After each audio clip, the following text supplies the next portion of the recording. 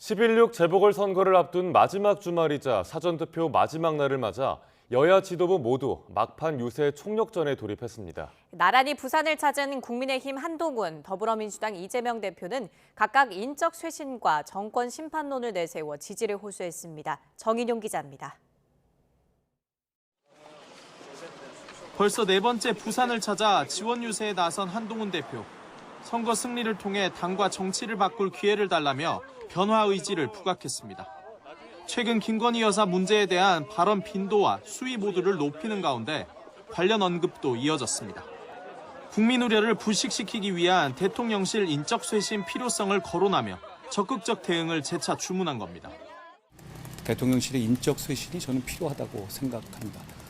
그것이 정부와 여당이 민심에 따라서 쇄신하고 변화하고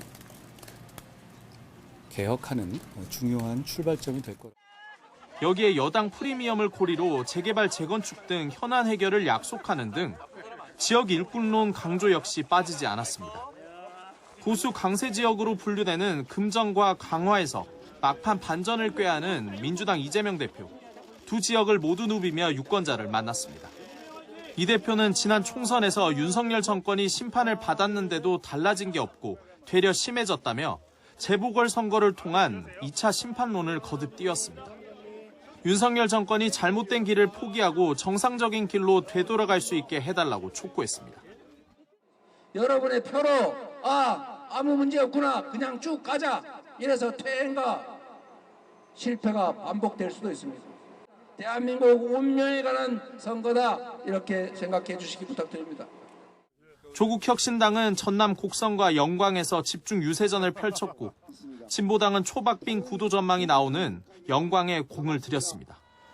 야권의 치열한 경쟁을 반영하듯 전남 지역은 다른 지역을 훌쩍 뛰어넘는 높은 사전투표율을 기록했습니다. 여야 모두 쉽게 마음을 놓을 수 없는 기초단체장 선거전 속에 텃밭 사수가 선거전 최대 과제로 떠올랐습니다. 선거 결과에 따라 향후 전국 주도권에도 적지 않은 변화가 예상되는 만큼 본투표까지 총선에 버금가는 경쟁 열기를 띨 거란 관측이 나옵니다. YTN 정인용입니다. 전남 곡성군수 재선거에 출마한 더불어민주당과 조국혁신당 후보가 선거 공보자료상의 재산 신고 내용을 두고 진실 공방을 벌이고 있습니다. 박홍두 조국혁신당 후보는 조상래 더불어민주당 후보가 40억 원이 넘는 땅과 건물을 지난해 곡성군에 매각하고도 2022년 지방선거 때보다 재산 신고 금액이 오히려 10억 원가량 줄어들었다며 축소 신고 의혹을 제기했습니다. 이에 조 후보는 군에서 매입한 땅과 집 또한 2022년에 재산 등록을 한 것으로 당시 신고한 금액에 보상 금액을 더해 악의적으로 부풀린 건 낙선을 위한 허위사실 공표라며 고발하겠다고 맞받았습니다. 전임 구청장의 사망으로 치러진 보궐선거를 혈세 낭비라고 표현한 민주당 의원의 발언을 두고 후폭풍이 이어지고 있습니다. 여당은 패륜적 언행이라며 강하게 비판했고 민주당은 실책을 인정하면서도 정쟁화는 안 된다고 맞받았습니다. 김다연 기자가 보도합니다. 발단은 더불어민주당 김영배 의원의 부산 금정구청장 후보 지지를 위한 SNS 글이었습니다. 보궐선거 원인을 제공해 혈세를 낭비하게 한 국민의힘을 찍을 거냐며 뇌출혈로 숨진 전임 금정구청장을 겨냥한 겁니다. 여당은 병환으로 사망한 고인을 모독하는 거라고 반발했고 한동훈 대표는 김 의원이 최근 다른 공개 일정에서도 똑같은 말을 했다고 비판 수위를 끌어올렸습니다. 민주당이 징계 절차에 착수한 걸 두고도 표심을 의식한 진정성 없는 처사라고 질타했습니다. 우리는 열심히 일하다가 돌아가신 분들을 모욕하는 사람들이 아닙니다. 우리가 얼마나 그런 패륜적인 언행에 화가 나 있는지를 표로써 보여주십시오. 논란 직후 김 의원 사과에 이어 지도부 차원의 공식 입장을 발표한 민주당. 엄중 경고 조치와 함께 징계 절차를 밟을 예정이란 점을 거듭 강조하며 고개를 숙였습니다. 야권 후보 단일화로 박빙 구도란 평가까지 나오는 가운데 터진 돌발 악재가 금정은 물론 선거 전반에 미칠 파장 진화에 나선 거로 해석됩니다. 동시에 당 차원에서 잘못을 인정했는데도 여당이 사안을 키우고 있다는 견제구를 잊지 않았습니다. 민주당의 입장이라고 공격하는 거는 본인 실수를 인정하는데 정정화시키는 거 아니겠습니까? 또다시 고인과 유가족, 부산 금정 구민들에게 상처를 줘서는 안 된다고 생각합니다. 부산 내에서도 전통적으로 여당 지지세가 강한 거로 평가받는 금정구. 이번 선거 여야 성적표를 좌우할 주요 전장으로 꼽힙니다. 그만큼 양측의 견제 수위도 높아지는 가운데 불거진 이번 논란 여파에 정치권이 촉각을 곤두세우고 있습니다. YTN 김다연입니다. 서울시 교육감을 포함해 부산과 인천, 전남 영광과 곡성 기초단체장을 뽑는 11.6 재보궐선거 사전투표율이 최종 8.98%로 집계됐습니다. 선거구별로 보면 전남 영광군수 재선거 누적 사전투표율이 43.06%로 가장 높았고 곡성군수 선거가 41.44%로 뒤를 이었습니다. 인천 강화군수와 부산 금정구청장 보궐선거는 각각 27.9%와 20.63%를 기록했고 서울시 교육감 보궐선거 누적 사전투표율은 8.28%였습니다. 윤석열 대통령이 동남아 3개국 순방을 마친 뒤 아세안 국가들과의 협력 강화 등 각종 성과를 안고 돌아왔습니다. 하지만 국내에는 김건희 여사를 둘러싼 각종 의혹 등 풀어야 할 현안이 산적해 있어 윤 대통령은 곧 국민의힘 한동훈 대표와 만나 돌파구를 모색할 예정입니다. 강희경 기자입니다. 윤석열 대통령이 필리핀과 싱가포르, 라오스로 이어진 5박 6일간의 동남아 순방 일정을 모두 마무리하고 귀국했습니다. 필리핀과 싱가포르를 국빈 방문해 협력 지평을 크게 넓혔고 라오스에서 열린 아세안 정상회의를 계기로는 아세안과 최상위급 파트너십인 포괄적 전략 동반자 관계를 맺었습니다. 최고 단계의 파트너십을 바탕으로 한국과 아세안은 새로운 미래의 역사를 함께 써나갈 것입니다. 또 세계 무대에서 8.15 통일 독트린을 소개하며 통일 한반도 실현에 대한 지지를 당부한 데 이어 북한의 연이은 도발에 강력한 경고 메시지도 냈습니다. 지난 1일 취임한 이시바 시게루 일본 총리와 첫 정상회담을 열고 셔틀 외교 취지를 이어가며 한일 관계를 계속 발전시켜 나가기로 뜻을 모은 것도 성과로 꼽힙니다. 전임 기시다 총리님에 이어 총리님과도 셔틀 외교를 포함한 활발하고 긴밀한 소통을 통해서 한일 관계의 발전을 함께 도모해 나갔으면 합니다. 이제 관심은 자연스레 산적한 국내 현안으로 쏠리고 있습니다. 특히 국회에서 야당이 명태균 씨를 둘러싼 공천 개입 의혹 등 김건희 여사 논란에 집중 공세를 펴고 있는 점이 윤 대통령으로서는 큰 부담일 수밖에 없습니다. 이에 따라 오는 16일 재보궐선거가 끝난 뒤 성사될 국민의힘 한동훈 대표와의 독대에서도 김 여사 문제가 주로 논의될 전망입니다. 대통령실 고위 관계자는 국회 국정감사 상황이나 정치 현안, 의대 증원 문제 등 다양한 이슈에 대해 논의하는 자리가 될 거라고 설명했습니다.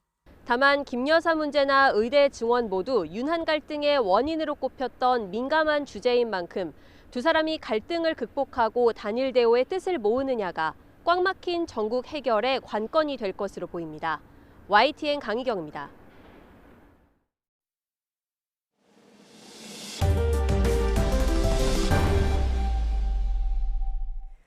북한이 남한의 무인기가 평양 상공까지 침투해 대북 전단을 뿌렸다고 주장한 지 하루 만에 관련 내용과 사진을 주민들에게 공개했습니다.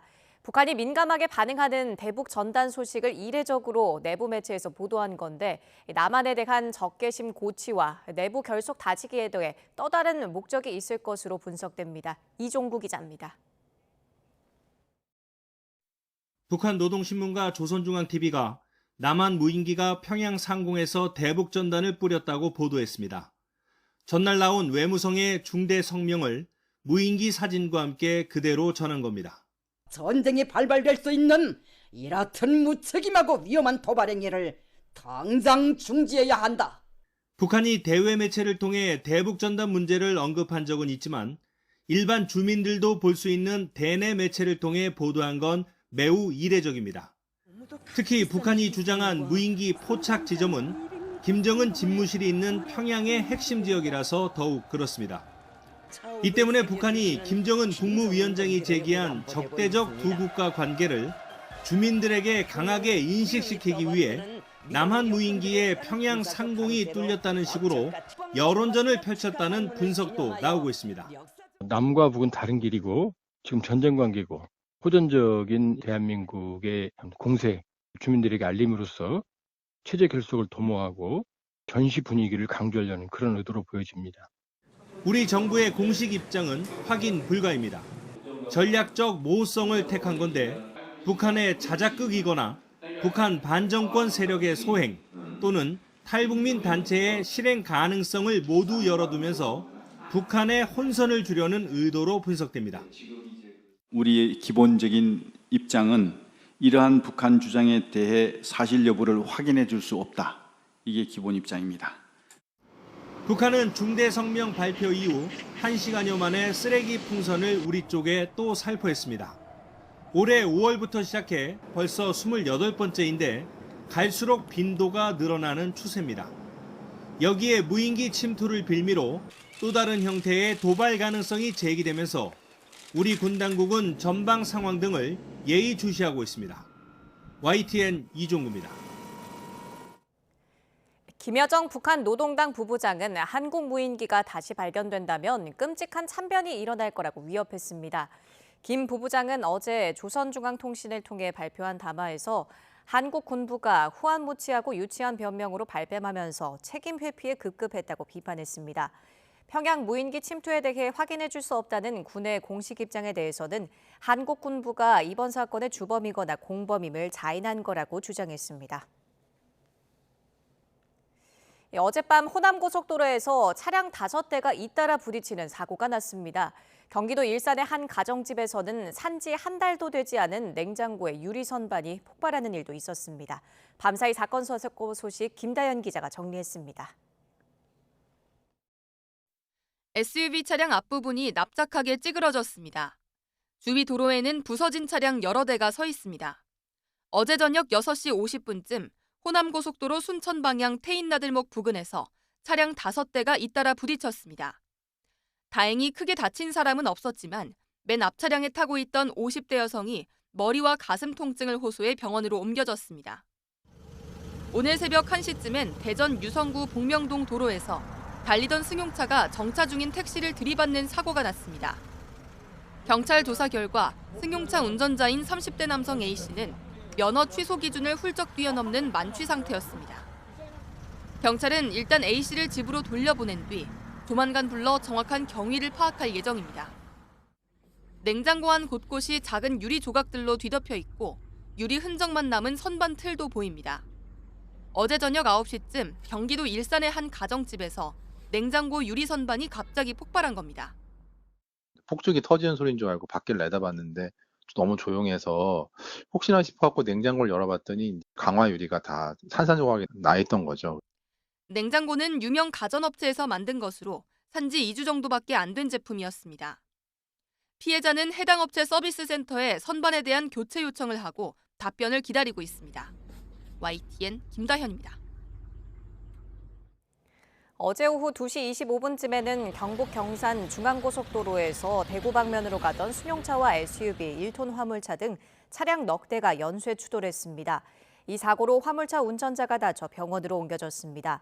경찰은 앞서 가던 차량에서 떨어진 낙하물 때문에 사고가 났을 가능성을 조사하고 있습니다. 최근 전남 목포에서 음식점 외벽을 승용차가 들이받는 사고가 났습니다. 벽 바로 너머에 일하던 직원도 있었던 만큼 큰 사고가 날 뻔했는데요. 당시 모습 함께 보시죠.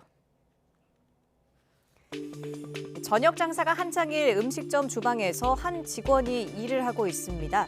그런데 갑자기 굉음과 함께 건물이 흔들리더니 물건들이 떨어집니다. 알고 보니 창문 건너편 벽을 승용차 한 대가 들이받은 겁니다. 차량 앞에서 화염이 솟아오르고 차가 심하게 구겨질 정도로 강한 충돌이었는데요.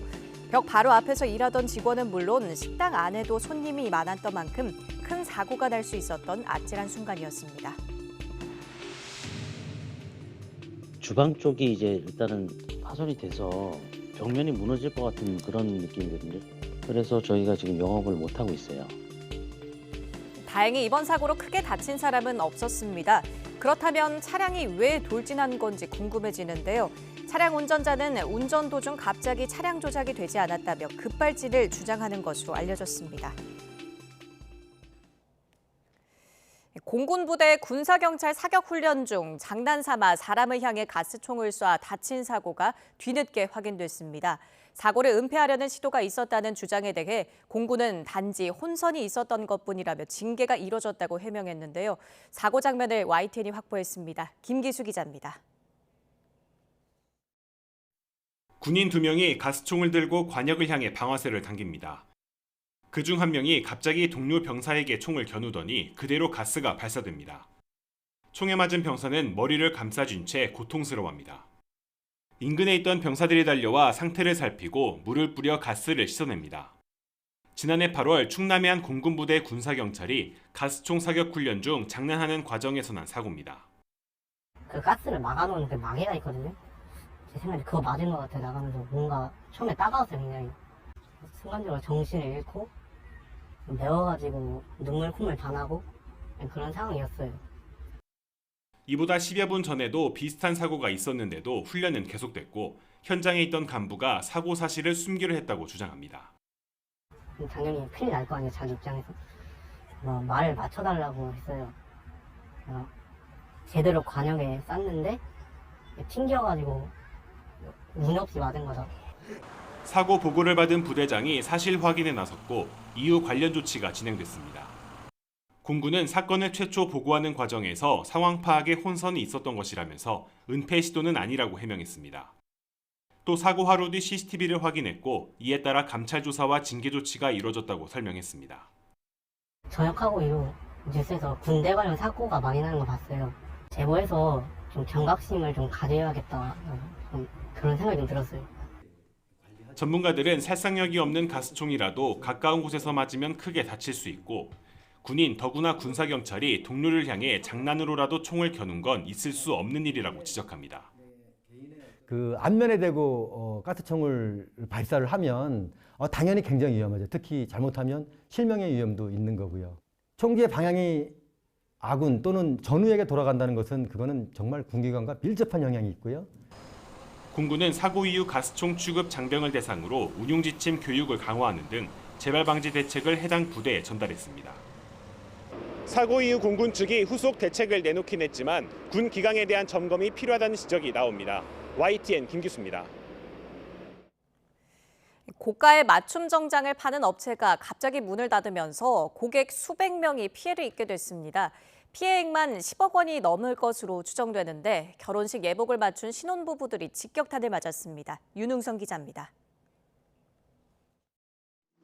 결혼식 맞춤 예복을 전문으로 연예인 협찬을 다수 제공해 유명세를 얻은 정장업체입니다. 손님들로 붐벼야 할 주말 오후 인기척이 끊겨 사무실이 고요하기만 합니다. 최근 고객들에게 영업 종료 문자를 보내고 갑자기 문을 닫았기 때문입니다.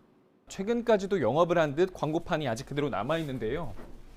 하지만 출입문이 굳게 닫혔고 법원에서 온 등기 미수령 안내서만 붙어 있습니다. 당장 다음 주 결혼식에 입을 신랑 예복을 찾으러 온 예비 부부는 당혹감을 감추지 못합니다. 다음 주 토요일이에요. 좀 당황스럽죠. 저도 여기 와서 이제 들었던 건데 서봉하러 한달 전쯤에 왔을 때도 예복을 맞추러 오는 손님들도 있었고요. 2달 뒤 결혼식을 올리는 예비 신랑 이모 씨도 막막하기는 마찬가지입니다.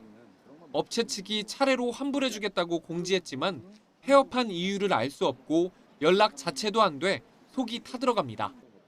심지어 폐업 통보 전날까지 업체가 정상 영업했다며 의도적인 먹튀 사기를 의심하고 있습니다. 어제도 상담을 했고 영업도 됐었고 납품하던 업체. 그런 사장님들도 많이 들어가요 지금. 미수금이 몇 달 전부터 쌓여 있다고 하더라고요. 피해당했다는 이들이 모인 단체 대화방 참여자만 700여 명에 달하는데 코앞으로 닥친 결혼식을 어떻게 치러야 할지 모르겠다는 울분이 넘쳐나고 있습니다. 1인당 200만 원을 넘는 고가 정장이 대부분이어서 피해액은 어림잡아 10억 원을 넘는 것으로 추산됩니다. 취재진이 업체 입장을 듣기 위해 여러 차례 연락했지만 업체 측은 끝내 응답하지 않았습니다. 전국적으로 고소가 이어지는 가운데 경사의 날벼락을 맞은 피해자들은 단체 법적 대응을 준비하고 있습니다. YTN 윤웅성입니다. 지난 5월 삼성전자 반도체 노동자 2명이 방사선에 피복된 것은 단순 질병이 아니라 부상으로 봐야 한다는 고용노동부의 결론이 나왔습니다. 산업안전보건법상 중대재해에 해당한다고 판단한 건데 향후 중대재해처벌법으로 수사받을 가능성도 배제할 수 없습니다. 부장원 기자입니다. 지난 5월 삼성전자 기흥사업장에서 노동자 2명이 방사선에 피폭됐습니다. 피폭량이 안전기준의 최대 188배를 넘었고 한 명은 손가락을 절단해야 할 위기에 놓였습니다. 원자력 안전위원회 조사 결과 안전장치가 제대로 작동하지 않아 사고가 난 것으로 드러났고 사측의 관리 부실 책임이 도마 위에 올랐습니다. 대형 로펌 4곳의 자문을 받은 삼성전자는 이 사고가 부상이 아닌 질병이기 때문에 산업안전보건법상 중대재해에 해당하지 않는다고 맞서왔습니다. 질병과 부상에 대해서는 여러 가지 의견들이 있습니다. 그래서 그 부분에 대해서는 관련된 법령의 해석을 받도록 하겠습니다. 노동부는 그러나 한 달 넘는 검토를 거쳐 이번 사고를 중대재해로 최종 결론 내린 것으로 확인됐습니다. 의학 관련 학회 3곳과 법무법인 3곳의 자문을 받아 이번 사고가 질병이 아닌 부상이라고 판단한 겁니다. 이에 따라 삼성전자에 중대재해 사실을 보고하지 않은 책임을 물어 과태료 3천만 원을 부과했습니다. 중대재해로 저희가 판단했기 때문에 중대재해 조사를 합니다. 거기에 따라서 이제 법 위반 사항이 나오면 저희가 조치를 하고 이렇게 되죠. 이번 사고가 부상이라는 결론이 나오면서 삼성전자가 산업안전보건법이 아닌 중대재해처벌법으로 수사받을 가능성도 배제할 수 없게 됐습니다. 중대재해법은 6개월 이상 치료가 필요한 부상자가 2명 이상 발생한 경우에 해당하는데 피해 노동자들이 다음 달 말까지 완치되지 않으면 법 적용 대상이 됩니다. 노동부는 앞으로 삼성전자에 대한 중대재해 조사와 산업안전보건감독을 진행해 법 위반 여부를 확인하겠다고 밝혔습니다. YTN 부장원입니다. 최근 국민의힘 한동훈 대표를 향한 공격사주 의혹에 휩싸인 김대남 전 대통령실 행정관이 대기업 감사직에 재취업한 걸 두고 낙하산 논란이 일었습니다. YTN이 지난 5년간 대통령 비서실 출신 공직자의 재취업 심사 결과를 확인해보니 전현 정부를 막론하고 취업하지 말라는 기관으로 소속을 옮긴 사례가 80건이 넘었습니다. 나혜인 기자입니다. 지난해 10월 대통령실을 나와 총선 출마를 준비했던 김대남 전 행정관은 국민의힘 공천에서 떨어진 뒤 서울 보증보험 상임감사직을 맡았습니다. 부당한 영향력을 행사할 것을 우려해 3년 동안 취업이 제한되는 기관이었지만 공직자윤리위원회에 별도 심사를 요청해 문제없다는 판단을 받아냈습니다. 대통령실에서 맡았던 업무와 밀접한 관련이 없는 자리란 게 이유였는데 총선 이후 유튜브 매체에 한동훈 대표 공격을 사주한 듯한 녹취가 공개되면서 결국 사표를 냈습니다. 김대남 씨 또는 그 관련자들이 하고 있는 이런 행동들은 용납될 수 없는 것입니다. 필요한 경우에 법적 조치를 진행하겠다는 말씀을 드립니다. 예상치 못한 논란으로 2달 만에 좌절됐지만 대통령 비서실 출신 고위공직자가 취업 제한 대상 기관에 재취업한 사례는 정권마다 반복됐습니다. 문재인 정부 땐 MBC 기자 출신인 윤도한 전 국민소통수석 비서관이 한국 IPTV 방송협회장으로, 환경운동가 출신으로 정의당 국회의원을 지낸 김재남 전 시민사회 수석은 원자력안전재단 이사장으로 취업해 낙하산 논란에 휩싸였습니다.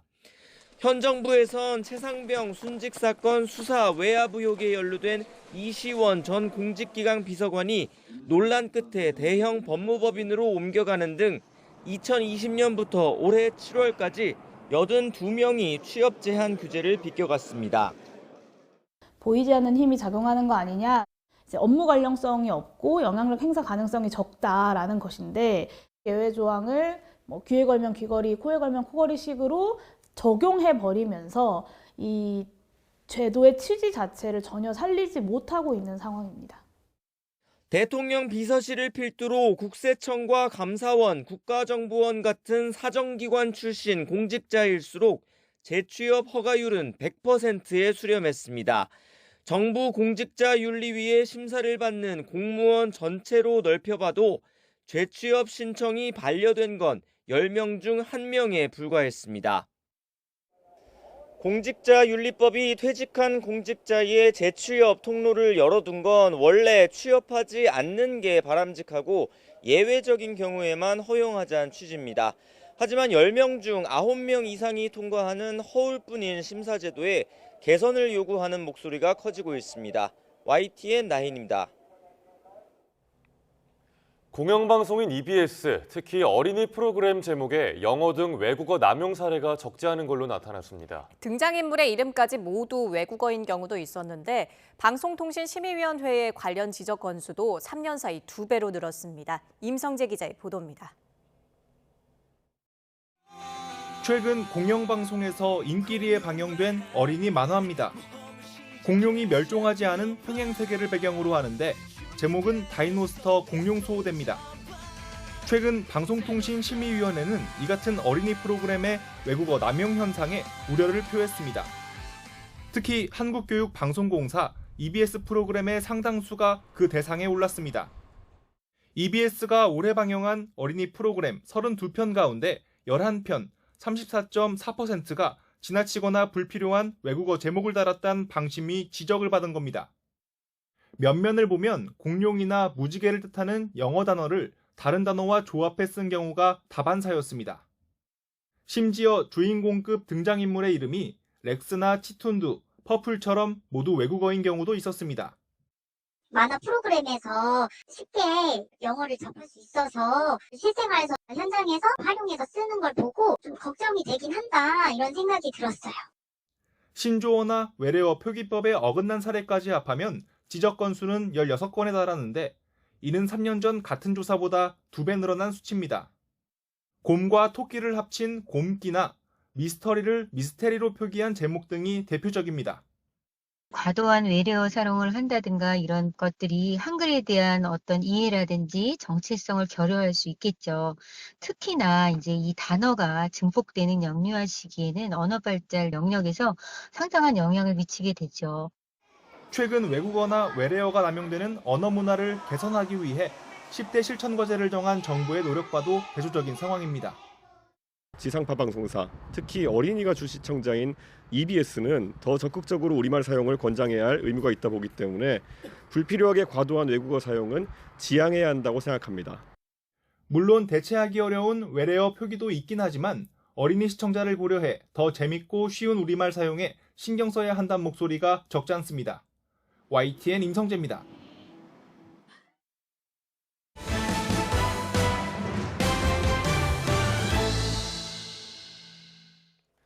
이스라엘군이 현지 시간 12일 자국 최대 명절인 속죄일 기간 레바논의 친이란 무장단체 헤즈볼라로부터 로켓 등 발사체가 총 320개 날아왔다고 밝혔습니다. 속죄일은 구약 성서 레위기 구절에 근거한 명절로 유대인은 이날 하루 어떤 일도 하지 않고 단식하며 자신의 죄를 회개하는 걸 원칙으로 삼고 있습니다. 앞서 서방 언론들은 이스라엘이 속죄일이 끝날 때까지는 이란에 대한 보복 공습 등 대규모 공격을 자제할 거란 관측을 내놨습니다. 이란이 레바논으로 고위 관료를 잇따라 보내 헤즈볼라에 대한 전폭적인 지원을 다짐했습니다. 하지만 파병에 대해서는 말을 아끼며 어떻게든 이스라엘의 보복 공격을 막아보기 위한 외교적 해결에 분주한 모습입니다. 신웅진 기자의 보도입니다. 지난 10일 이스라엘의 공습을 받아 22명이 숨지고 100명 이상이 다친 현장입니다. 모하마드 바케르 칼리바프 이란 국회의장이 이곳을 찾았습니다. 외무장관에 이어 이란 고위급 인사로는 이달 들어서만 두 번째 베이루트 방문입니다. 칼리바프 의장은 레바논 총리와 국회의장 등을 잇따라 만나 전폭적인 지원을 다짐했습니다. 레바논 난민을 돕기 위한 항공편 투입 계획 등을 밝혔는데 파병에 대해서는 말을 아꼈습니다. پیام رهبر معظم انقلاب رو به مردم لبنان برسونم که مطمئن باشید جمهوری اسلامی ایران در این شرایط سخت کنار ملت لبنان، دولت لبنان و مقاومت در همه صحنه‌ها خواهد. 현재 이란 수도 테헤란에서는 금모으기 행사가 열리고 있습니다. 사람들은 사원에 마련된 행사장에 금과 보석을 기꺼이 기부하는 등 헤즈볼라와 레바논을 돕자며 파병론이 계속 일고 있습니다. 하지만 이란 정부 관료들은 계획이 없다며 선을 긋고 있습니다. 파병할 경우 이스라엘의 대규모 이란 공격의 빌미를 줄 수 있기 때문인 것으로 보입니다. 여기에 지난 1일 날려보낸 미사일에 대한 이스라엘의 보복 예고로 여유도 없는 상황. 이란 핵과 정유시설 타격 가능성까지 거론되는 가운데 이스라엘 최대 명절인 속죄일 욤키푸르 기간이 끝나 조만간 공격이 예상됩니다. 초조한 이란은 외무장관을 사우디아라비아 실권자인 무함마드 빈 살만 왕세자에게 보내는 등 중동 이웃 국가들을 상대로 숨가쁜 외교전을 펼치고 있습니다. YTN 신홍진입니다. 이스라엘과 헤즈볼라 사이의 무력 충돌이 거세지며 사상자가 속출하고 있는 가운데 국내에서도 평화를 기원하는 목소리가 커지고 있습니다. 가족과 친구들이 제발 무사하길 애타는 마음으로 간절히 바라고 있는데요. 임혜진 기자가 만나봤습니다.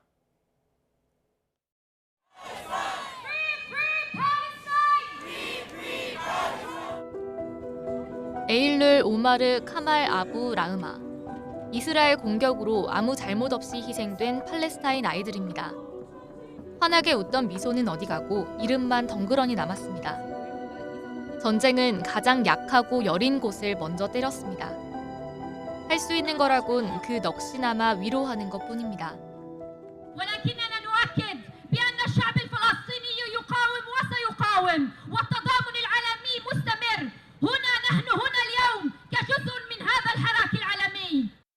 이스라엘과 레바논 무장단체 헤즈볼라의 충돌이 격화하며 중동이 고국인 사람들의 걱정과 초조는 나날이 깊어지고 있습니다. 외신을 통해 접하는 내 나라 내 이웃의 소식에 하루에도 몇 번씩 가슴이 철렁합니다. The power of saying no to this genocide, the power of denunciation, and the power of words have their aftermath. That their impact is like pebbles that accumulates to make a mountain, to make a difference. 15년 전 사랑하는 아내를 만나 한국에 정착한 조나단 씨 역시 호연으로 가득한 고국 걱정에 마음을 놓지 못합니다. It's my country, it's my people, so I'm afraid from the worst, and it's just getting bad, just getting worse and worse. So, yeah. 햇빛 총탄과 포성이 어지러이 흩날리는 전쟁의 고통이 이제 제발 멈추길. 국적과 사연은 저마다 달라도 평화를 기원하는 마음은 모두 하나입니다. YTN 임혜진입니다. 미국 남동부 플로리다주를 관통한 허리케인 밀턴으로 최소 16명이 숨졌다고 CNN과 NBC 방송이 자체 집계했습니다. 피해 지역에서 구조 작업이 진행되고 있어 사망자는 더 늘어날 수 있다고 미국 언론은 우려하고 있습니다. 현지 시간 지난 9일 저녁 플로리다 서부에 상륙한 밀턴은 시속 195km에 달하는 강풍과 폭우로 곳곳에 큰 피해를 입혔고 특히 세인트 피터즈버그에는 457mm의 비가 쏟아졌습니다. 전 세계에서 가장 건조한 북아프리카 모로코의 사하라 사막지대에 이례적인 폭우로 반세기 만에 홍수가 발생해 호수가 생겼습니다. 영국 일간 가디언과 AP통신은 지난달 모로코 남동부 지역에 이틀간 연평균 강수량을 웃도는 폭우가 쏟아지면서 홍수가 났다고 보도했습니다. 모로코 기상청은 수도 라바트에서 남쪽으로 450km 떨어진 알제리 국경 인근에는 24시간 동안 100mm 이상의 비가 내렸는데 이렇게 많은 비가 짧은 시간에 집중된 것은 30에서 50년 만이라고 밝혔습니다. 이어 이 지역에 내리는 폭우는 앞으로 몇 달, 몇 년간 기상 조건을 바꿀 수 있다며 공기 중에 수분이 많아지면서 수분 방출이 늘고 더 많은 폭풍을 유발한다고 분석했습니다. 기후변화로 바닷물이 따뜻해지면서 동해에서 오징어를 찾아보기 힘들어졌는데요. 그런데 북극에서 오징어가 발견됐습니다. 우리나라 쇠빙연구선 아라온호가 북극에서 포착한 기후위기 실태를 장하영 기자가 보도합니다. 지구온난화로 바닷물 온도가 올라가자 동해에서 잘 잡히지 않기 시작한 오징어. 귀하다고 금징어로 불리더니 최근엔 아예 없다고 업징어라는 말까지 나왔습니다. 오징어 한 마리도 안 납니다. 한 마리도 없어요. 따뜻해진 동해를 벗어나 북으로 향하던 오징어. 시베리아를 지나 북극해까지 진출했습니다. 우리 아라운호가 지난해 북위 76도에서 오징어를 발견한 데 이어 올해는 더 위쪽인 북위 77도에서 여러 마리를 포착했습니다. 오징어 성체만이 아닙니다. 아직 덜 자란 유생까지 채집했습니다. 오징어떼가 일시적으로 해류를 타고 떠밀려온 게 아니라 아예 북극에 산란지를 비롯한 서식지까지 형성됐단 걸 보여주는 증거입니다. 지난 2009년부터 해마다 북극을 항해하는 아라운호 연구팀은 기후 위기를 실감하는 이런 경험이 갈수록 늘고 있다고 말합니다. 수온 상승으로 서식지를 옮긴 건 오징어만이 아닙니다. 대게 실종 사건이 한 번 있었어요. 그 베링의 북쪽에 그 연안 쪽에서 되게 많이 잡히는데 그거보다 훨씬 더 위에서 발견을 한 거예요. 북극해가 수산물 어획량의 최대 어획 장소가 될 수도 있겠다라는 생각이 들고. 연구팀은 해마다 관측 장비 수거를 방해하던 해빙도 눈에 띄게 줄었다고 밝혔습니다. 온실가스 배출을 줄이지 않는다면 2030년대 북극 해빙이 모두 소멸할 거란 끔찍한 연구 결과도 나와 있습니다. YTN 장하영입니다. 식중독균은 음식을 가열하면 다 죽는 것으로 알려져 있는데요. 그런데 끓인 음식에서도 살아남는 식중독균이 있어서 요즘처럼 나들이가 잦은 가을철에는 특히 주의가 필요합니다. 이문석 기자입니다. 일교차가 큰 가을은 낮에 기온이 올라 음식이 상하기 쉽습니다. 최근 5년간 가을철에만 309건의 식중독 사건이 발생해 6천 명 가까이 고생했습니다. 살모넬라와 병원성 대장균에 이어 클로스트리디움 퍼프린젠스라는 식중독균이 세 번째로 많이 발생했습니다. 퍼프린젠스균은 이름이 생소하지만 흙이나 하천, 동물의 장과 분변 등에 널리 분포하는 세균입니다. 가열에서 생존이 어려워지면 열에 강한 포자 형태로 변해 휴면하다가 환경이 나아지면 되살아나는 특징이 있습니다. 그래서 다른 식중독균과 달리 끓인 음식에서도 다시 증식할 수 있습니다. 이 균으로 인한 식중독은 특히 가을철에 돼지고기 같은 육류를 대량 조리한 음식을 먹고 많이 발생했습니다. 지난해 가을 충북의 한 야외 행사장에서 돼지 불고기를 먹고 259명의 식중독 환자가 발생했는데 퍼프린젠스균이 원인으로 밝혀졌습니다. 이 식중독을 예방하려면 대량으로 조리할 때 중심 온도가 섭씨 75도 넘게 1분 이상 충분히 가열해 즉시 제공해야 합니다. 보관했다가 먹을 때도 주의할 점이 있습니다. 여러 개 용기에 나누어 식힌 뒤 냉장 보관하시고 보관된 음식을 다시 섭취할 경우에는 75도씨 이상으로 재가열하여 섭취하는 것이 중요합니다. 식약처는 또 나들이 때 흔히 먹는 김밥이나 샌드위치도 햇볕 드는 차 안에 그냥 두지 말고 아이스박스를 준비해 10도씨 이하에서 보관해달라고 당부했습니다. YTN 이문석입니다. 올해 노벨상은 그야말로 인공지능 AI 잔치라고 해도 과언이 아닙니다. 특히 노벨 화학상을 받은 단백질 구조 예측 AI는 생명과학의 판도를 바꿨다는 평가를 받았는데요. 실제 연구 현장에선 어떻게 쓰이고 있을까요? 박나연 기자가 현장에 다녀왔습니다. 아미노산 서열을 화면에 입력했더니 인공지능이 단백질 구조를 뚝딱 만들어냅니다.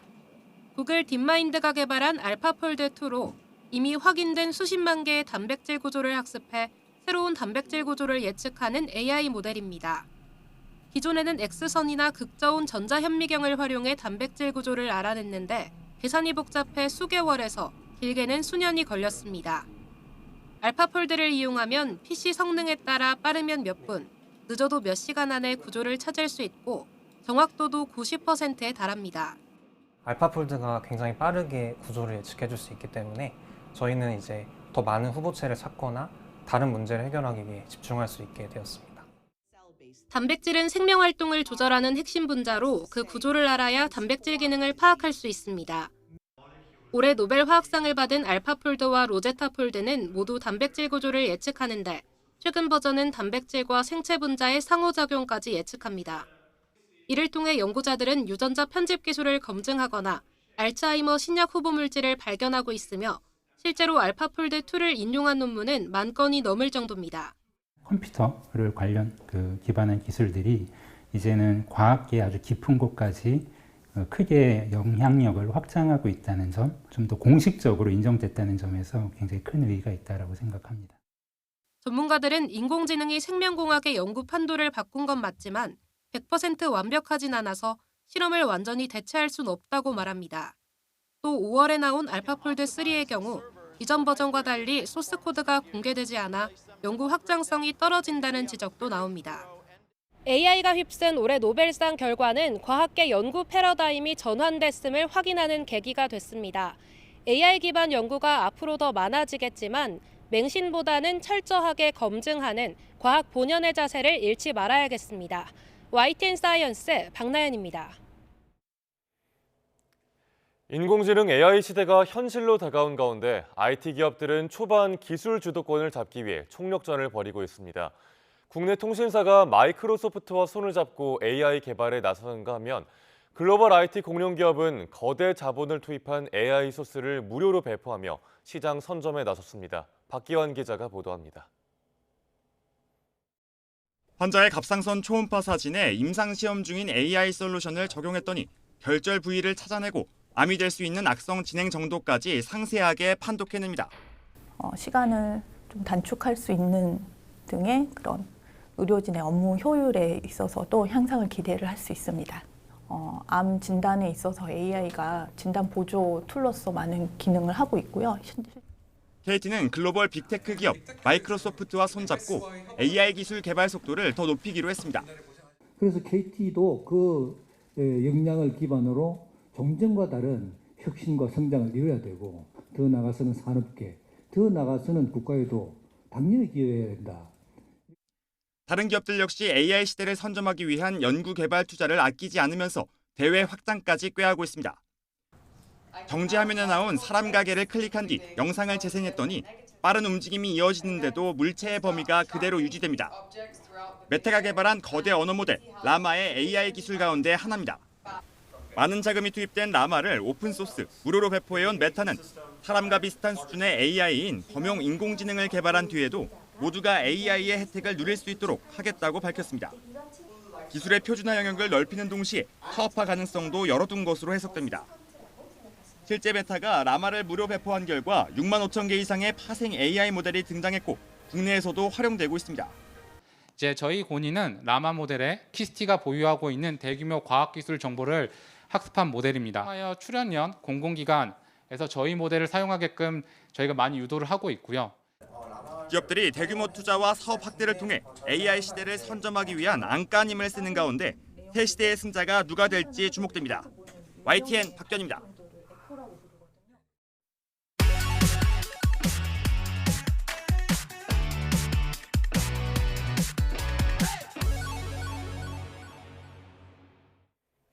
새로운 농업 기술이나 건강한 먹거리를 만드는 좋은 사례를 전해드리는 신농업 비즈니스 신농비 시간입니다. 오늘은 국산 배로 만드는 증류주 이야기인데요. 김민성 기자가 취재했습니다. 카이스트에서 화학공학을 전공해 박사학위까지 딴 공학도 이동원 씨. 평범한 직장인이었다가 지금은 어머니 고향인 충남 천안에서 특산품인 배로 증류주를 담그고 있습니다. 보통은 참나무 통에서 10수년 넘게 장기 숙성해야만 비로소 진가를 인정받는 증류주. 동원 씨는 그 세월을 따라잡는 데 도전했습니다. 그저 기다리기보단 능동적으로 시간을 단축한다는 뜻에서 자체 개발 기술에 액티브 에이징이라는 이름을 붙였습니다. 나무의 성분을 보다 빠르게 풍미 성분으로 분해시킬 수 있도록 온도나 압력, 여러 가지 이제 저희 다른 방법들을 적용을 해서 남다른 방식으로 숙성한 배 증류주는 달콤한 향과 깔끔한 맛이 특징입니다. 한 달이면 4년치 숙성 효과를 낼 수 있다는 설명입니다. 이런 맛과 향으로 올해 영국에서 열린 국제 주류 품평회 IWSC 증류주 부문에 출전해 상을 받는 등 해외에서도 인정받고 있습니다. 저희가 프랑스에 직접 가서 세계 최고의 과일 숙성 증류주 기업인 헤네시와 레미 마틴의 시음을 통해서 VSOP 레벨 정도의 평가를 받았습니다. 동원 씨는 우리나라 술이 세계 시장에 진출하려면 재료부터 공정, 숙성 과정까지 모든 게 국산이어야 한다는 고집으로 천안에서 난 배로만 술을 빚습니다. 지역 농가로선 배 수요가 주춤한 명절 이후에도 판로를 확보할 수 있게 되는 겁니다. 업체가 개발한 증류주는 도수가 40도로 높은 편인데요. 이 500ml짜리 한 병에 국산 배 6개가 들어간다고 합니다. 저희 한국농업기술진흥원은 벤처기업을 위해서 네트워킹 확대, 판로 개척, 창업 컨설팅 등 다양한 지원 사업을 하고 있습니다. 술빚기가 과학의 R&D와 비슷하다는 화학공학도는 언젠가 프랑스 코냑 같은 명주를 만들겠다는 포부를 안고 있습니다. YTN 김민성입니다. 지난해 영국 런던 뉴몰든 지역에 문을 연 주말 한글 학교에 동포는 물론 현지인이 몰리면서 수강 재기자까지 생겼습니다. 영국 정규학교에서 방과후 수업에 한국어를 채택하려는 움직임이 있을 정도로 그 인기가 높은데요. 영국 교육당국도 주목하고 있습니다. 런던에서 정부경 리포터가 전해드립니다. 머리를 감싸주며 떠올려보지만 도통 생각나지 않고 고사리 손으로 열심히 받아 적기도 합니다. 영국 뉴몰든에서 매주 토요일마다 열리는 한글 학교 수업 현장입니다. 한국어랑 영국어를 두 언어를 하면 한국 사람들을 이해하면서 같이 말할 수도 있고 영국 사람이랑도 같이 말할 수 있잖아요. 한인이 10,000명 넘게 모여 사는 런던 뉴몰든 지역. 이곳엔 지난 2000년대 중반 영국 정부가 난민을 대거 수용하면서 탈북자 약 800명도 거주하고 있습니다. 자녀들에게 한글과 한국어를 가르쳐야 한다는 남북 이주민의 목소리가 더해지면서 뉴몰든 한글 학교는 지난해 6월 문을 열었습니다. 여기에 이제 한글 학교가 필요하다고 어른들이 많이 요청하여서 왜냐하면 가까이 갈 수 있는 학교가 필요해서 저희가 이제 문을 열었어요. 그래서 이처럼 동포들의 열망으로 뉴몰든의 한글 학교가 설립되자 예상치 못한 관심도 이어졌습니다. 한국계가 아닌 학생들까지 한국어를 제2 외국어로 선택하면서 한글 학교 입학 대기까지 하게 된 겁니다. So I was looking for language classes for my children. Particularly, I prefer Asian language just because we're not European, only for Korean children. And then they recommended this school, so that's how I kind of pursued it. 영국 내 한국어 열풍은 단지 한글 학교만의 문제는 아닙니다. 최근 영국 정규 학교에서도 방과 후 한국어를 가르치는 곳이 늘면서 앞으로 한국어 교사충원이 시급해질 것이란 지적도 나옵니다. 현지에서 한국어를 공부한 외국인 학생이 나중에 연구자가 되는 그 후학을 양성하는 길이 급선무이다. 그리고 또 한국학을 가르칠 수 있는 소양과 이제 그런 깊이를 갖춘 또 인력도 한국에서 데려오는 것이 급선무이다. K-팝이나 K-컬처 열풍이 표면적인 이유겠지만 영국 교육당국은 한국어를 배우려는 학생들이 왜 이렇게 증가하는지 옥스퍼드대와 함께 연구를 진행하고 있습니다. 영국 뉴몰든에서 YTN 월드 정부경입니다. 충북 서산에서 천연기념물이자 멸종위기 야생생물 2급인 점박이 물범이 발견됐지만 끝내 폐사했습니다. 서산시는 어제 오전 9시쯤 주민들이 지곡면 우도 선착장 근처에서 점박이 물범을 발견했고 탈진하지 않도록 응급조치한 뒤 경기도에 있는 수족관으로 옮기던 과정에서 물범이 죽었다고 밝혔습니다. 점박이 물범은 그동안 우리나라 서해안에 서식해왔지만 해양오염과 온난화, 개발 등으로 개체가 점차 줄어들고 있는 것으로 알려졌습니다.